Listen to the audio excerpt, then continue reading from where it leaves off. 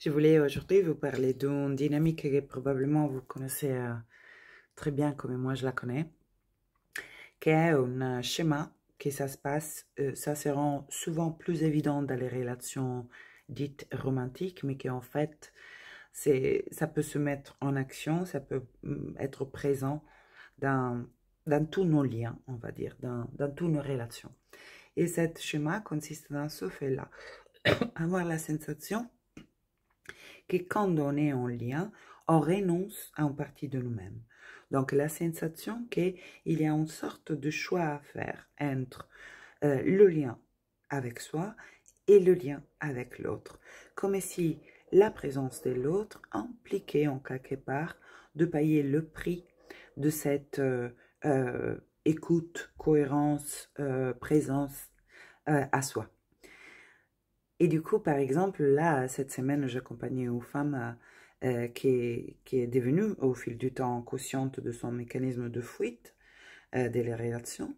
Là, je parle particulièrement de la relation du couple parce que c'est souvent un contexte où ça devient plus facile d'identifier des schémas que ça se joue aussi ailleurs parce que c'est un peu comme si on monte d'intensité de volume, du coup, c'est plus simple à voir.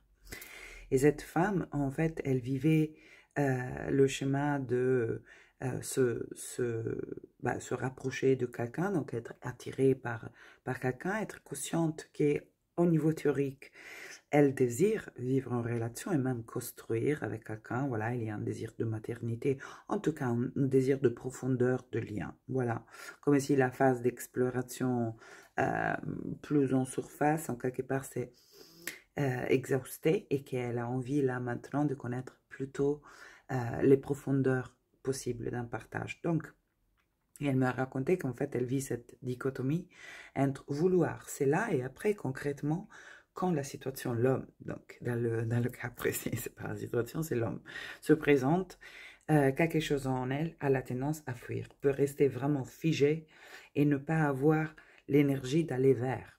Et le plus, en fait, l'autre se montre disponible à l'exploration, tout simplement, à se connaître. Le plus, en fait, elle sent une peur qu'elle a sidère monter.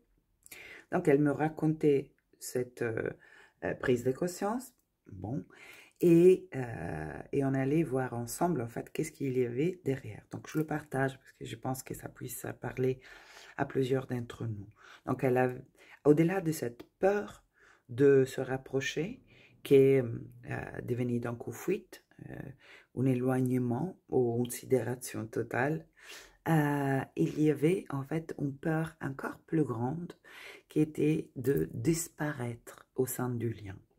C'est-à-dire, cette femme, ça peut arriver à nous tous, de sentir que dans le moment en fait qu'on se rapproche beaucoup d'un autre, on perd une qualité de lien, d'écoute de soi. Donc, dans le cas de cette femme, carrément, elle avait la sensation, dans le moment de la proximité expérimentée, de presque ne plus exister. Je n'étais plus là, elle me disait. C'est-à-dire, elle ne sentait pas vraiment d'habiter son corps. Il n'y était pas aucune connexion consciente à ses émotions, à ses sensations, à ses besoins du moment, à ses désirs, à ses élans. Il y avait l'autre. Et une réponse presque automatique de caméléontisme.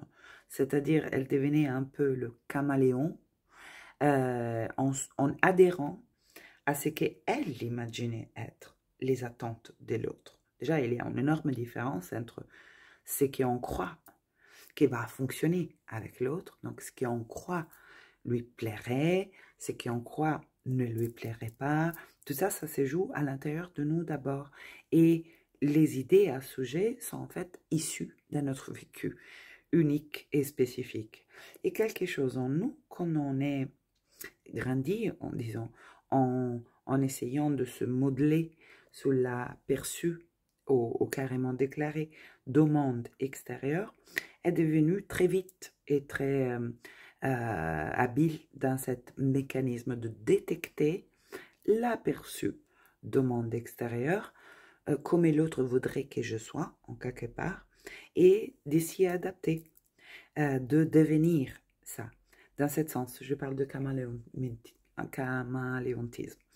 Ce que je ne sais d'ailleurs même pas si ça existe quand même, mais bon, on vient de la créer.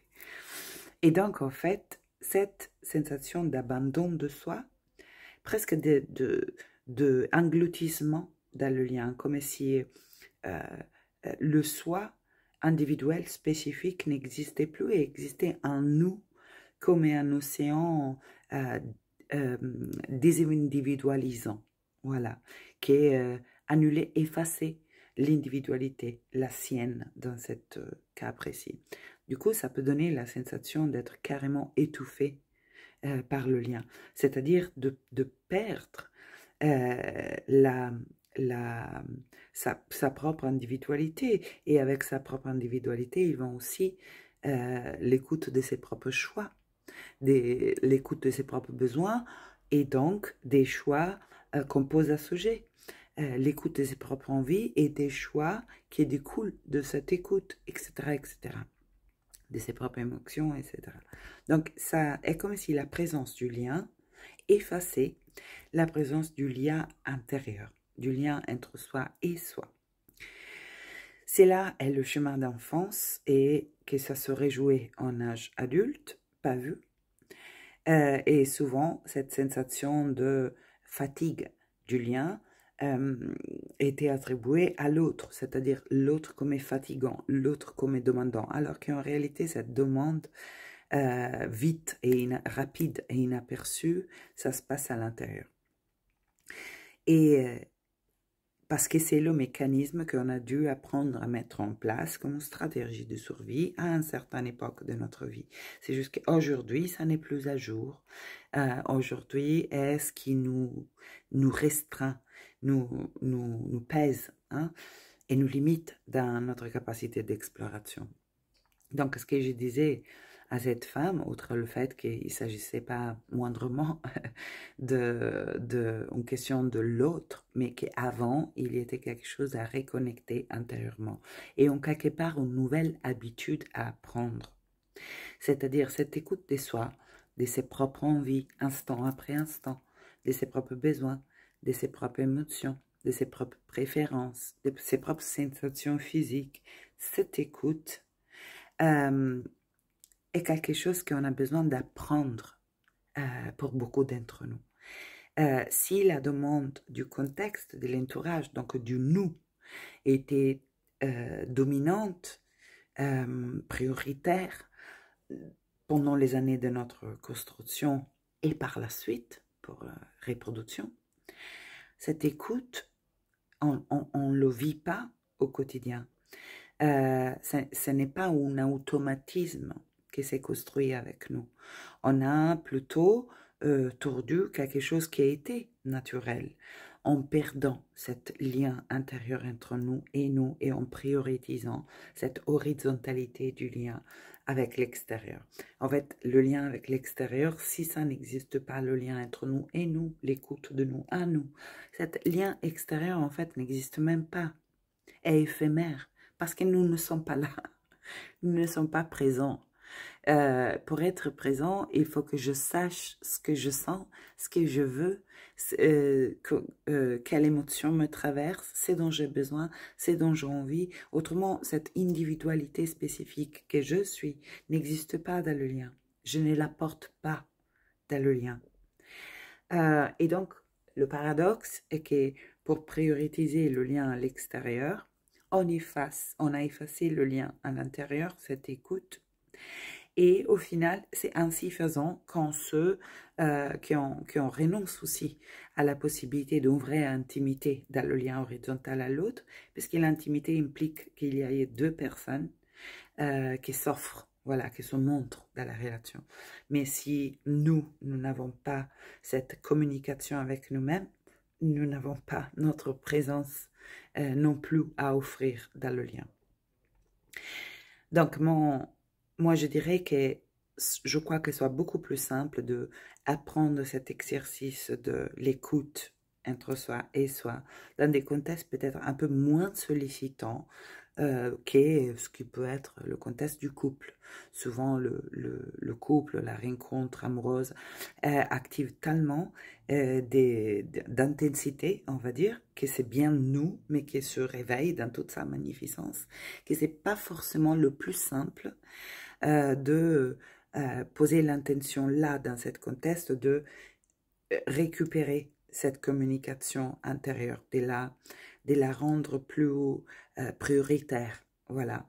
Je crois que commencer à faire ça dans des autres contextes, comme des amitiés, comme le travail, au moins que ne soit pas super sollicitant le contexte dans lequel on travaille, ou même toute seule, tout au long de la journée, se demander plusieurs fois comme je me sens là.